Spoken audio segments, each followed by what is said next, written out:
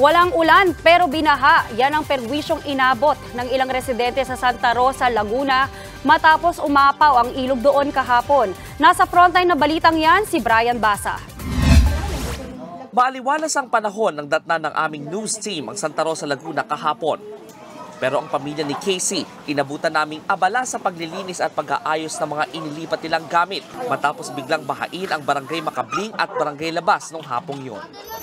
Nakain po kami nung anak kong bunso, bigla na pong naalabas na po yung tubig sa may ilalim po ng lamesa. Labas namin ng bahay, umaagos na po yung tubig doon sa may kalsada po.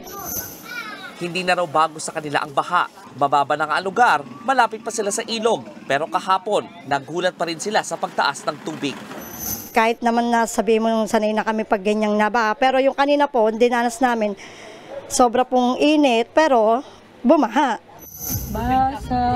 Sa kuwang ito naman sa mismong sentro ng lungsod, kita ang gutter deep na baha sa kalsada kahit walang ulan. Kaya mga motorista na perwisyo sa biyahe. Ayon sa lokal na pamahalaan ng Santa Rosa, inulan daw ang Tagaytay at iba pang bahagi ng Cavite. Kaya ang tubig galing sa matataas na lugar na yan, dumaloy pababa sa ilog at umapaw sa ilang barangay sa syudad.